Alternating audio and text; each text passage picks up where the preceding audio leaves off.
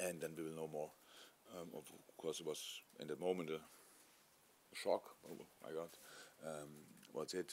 Couldn't see that it was like hit by something like this high intense and then going down. You have these kind of hamstring injuries different way, but he still felt it, and we all know how rarely Mo goes off or needs to go off, and so there's definitely something, and we will see.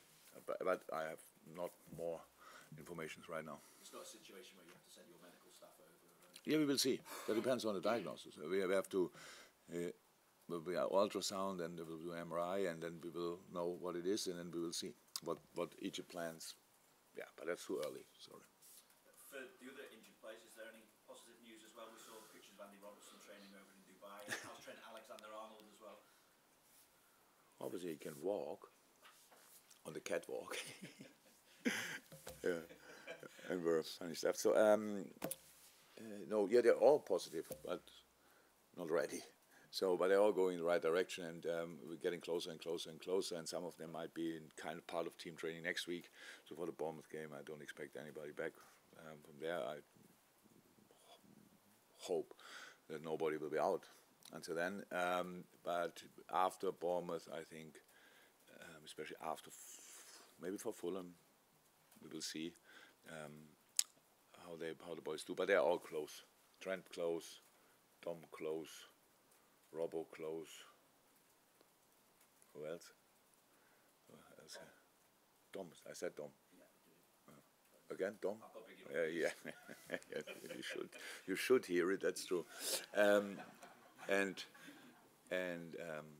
so it's all going in the right direction. That's all positive. But for the weekend's game, no.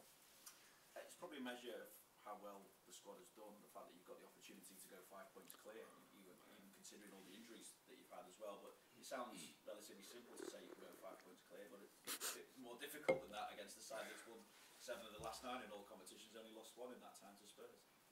And that was a tricky game for Spurs. Yeah, they're good.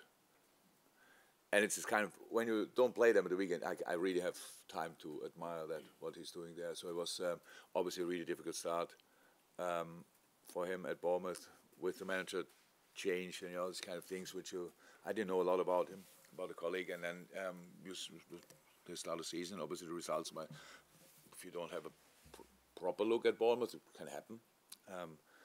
But they turned it around. Wow. That's real. That's real coaching, I have to say. And he found a way to set this team up, and they have a really good mix.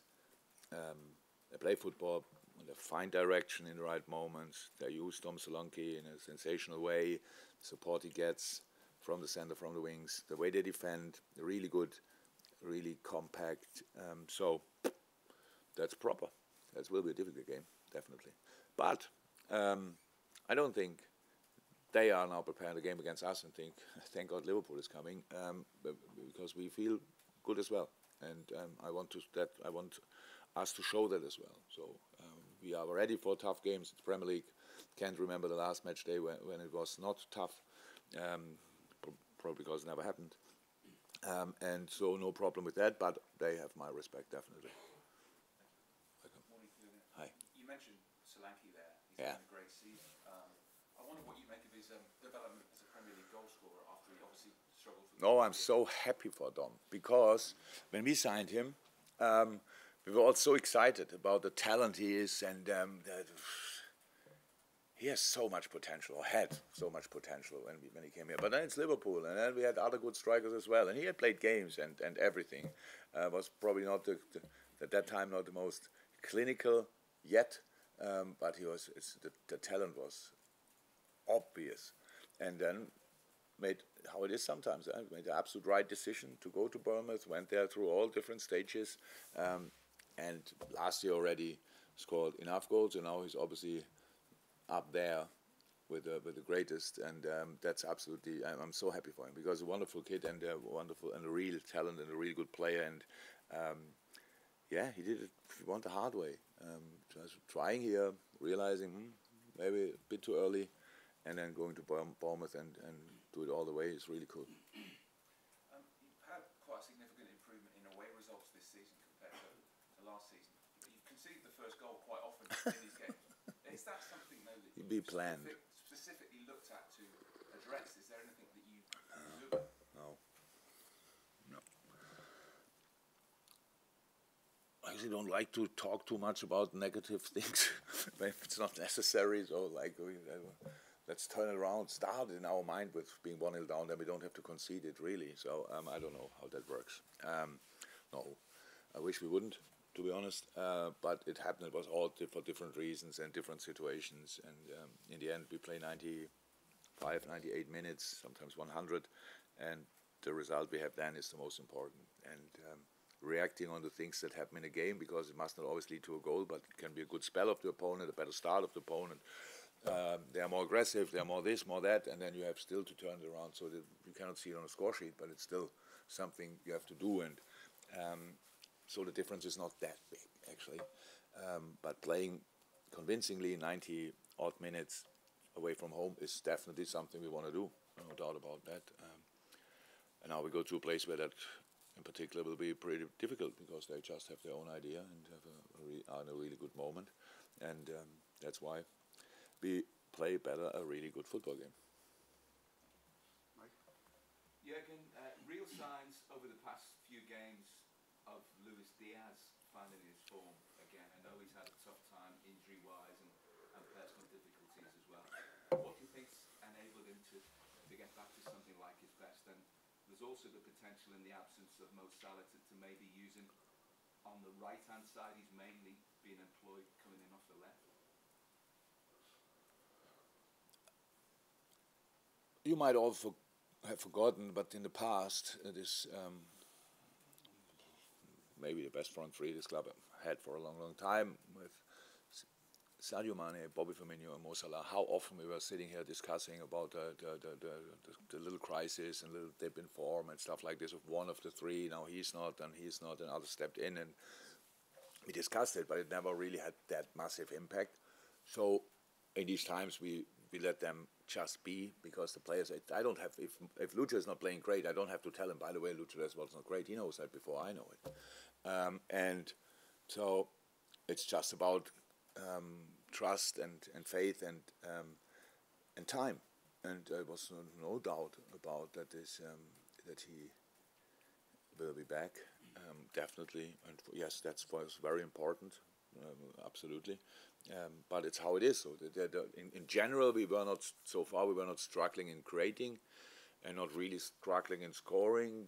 You can say you could have scored here more or there, but in other situations we were lucky when we scored, so we should have been denied in these moments. It's how it is. It's a general trust and faith what we have in the boys, and that's how we live it. And that's why they can have a spell where for 2, 3, 4 weeks maybe, after the most challenging time of his life, where nobody is prepared for, and he's back. That's good and pretty helpful. You can see it in each training session. It's different.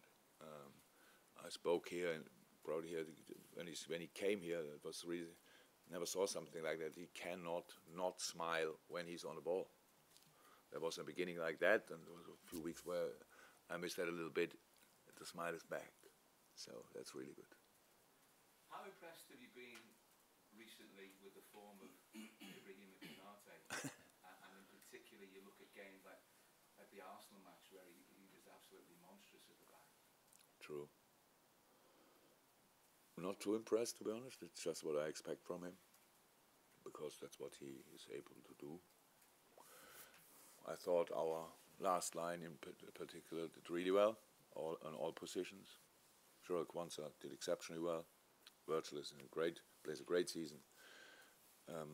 Joe Gomez. So it's really, that's all. But you cannot. We are in this moment in time. We're for top of the table. So how can you get there if the boys are not performing on a pretty high level? So, but for us, it's essential. All the numbers you have over a season, most of them you can kind of ignore, forget. The number of goals conceded, you never can ignore. So that's all about. And of course, that's not Ibu Konate, Virgil van Dijk, Joe Gomez, Joel Matip, or whatever. That's the whole team. And this is the thing we have to keep in our mind. That everything starts with a top defense and a top defensive idea and a common defensive idea. And from that, if that's good or really good or was super good, then you can start playing football and think about that. But without stability, you shouldn't even try. Carl? Hi. You've not had a huge break from football, but how beneficial was it just to get away from the intensity of all that Yeah. day in, day out? Top, was top. Today's the third session already since we are back, so you could see everybody was really important to everybody, for everybody. Only from my personal point of view, had 4 days, perfect, absolutely. Nobody wanted to have 3-4 weeks. We are in the middle of a season. We love what happened so far. We are looking forward to what's coming up, but these 4 days were just top class. And but now we are the third day in training again, and you can see the boys, as much as they like going on holiday, the thing they like the most is actually playing football, and that's really cool to see. And yeah, then the weather was good. It was freezing cold, obviously, but it was really nice going outside, blue sky, even when it's freezing. Yeah, was exactly like it should be, and that's now. We have had a break, and now we can go for the rest of the season. Any more for you? James? Just wondered if you'd spoken to Jordan at all and what you make of his move to Ajax. No, I didn't speak to him after that. But I'm happy for him, because it looks like he's happy, and that's the most important thing to me. And I think it's absolutely... From time to time I forget that I actually don't read these kind of stories, but when it's not about us directly, so I read a little bit, and people are really critical with Hendo about the move. First there, then now coming back and all these kind of things. I don't know how we dare always judging these kind of things, all of us. What's about? We have one life and we have to make decisions, and sometimes our decisions are perfect in the first place, and sometimes that feels different after you made them. So he was there, and it's 100% interesting experience. I spoke to him. 99% of what football-wise what happened there was absolutely fine. It's a start of something, and it's not like it is here. Imagine it would be immediately like that. Many things to develop in the future, but never really critical or saying, that's not possible, that's not there or whatever. But then he thought it's better for him and the family to come back to Europe, and now he's here, and he found with Ajax Amsterdam a sensational club. A sensational club in a difficult moment, who can need, for sure. Ajax always played the best football when they combined their real talent, what's always there, with some experience, and that's obviously now rather the job of Hendo, being part of that experience group. And then you can go there, and from fifth place in Holland, you can make steps and in the table, and it's all positive, and it's an experience. And only in England the people think it's, why do they go abroad and stuff like this? All other countries want to come to England, so it's as beautiful this country is, it's lesser the reason. It's just they want to make international experience, stuff like this. It was for me the same. And now he's going to Holland, where he can enjoy his football, definitely again, where the family will feel wonderful, because the city is absolutely outstanding. And I'm very happy for him, and I will definitely talk to him. But so far, in these few days now, I thought he has something more important, a few things to do, which are more important. Last one here. Jurgen, guten Tag. You're a master at integrating young players into the first team. Just how proud are you of Jarell Quansah, especially after the clean sheets at Burnley and at Arsenal? These clean sheets, they're good, absolutely, but it's the performance.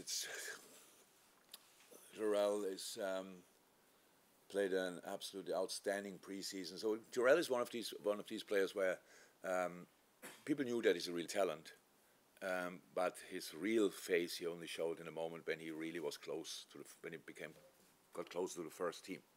And since then he played only good games in preseason. Each game was good. When he came on against Newcastle, was outstanding in a really difficult game.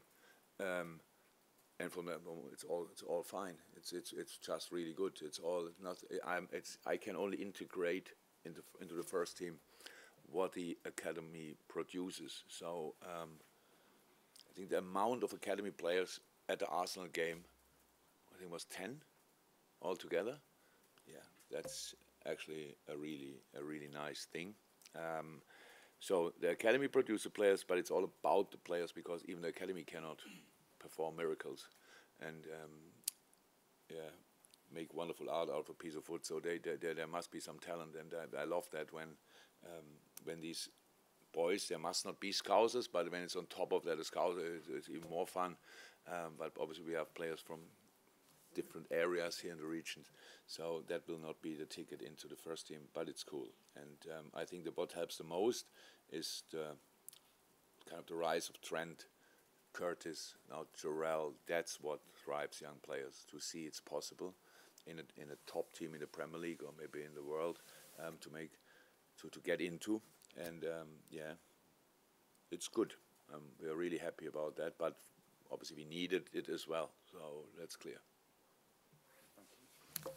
Welcome.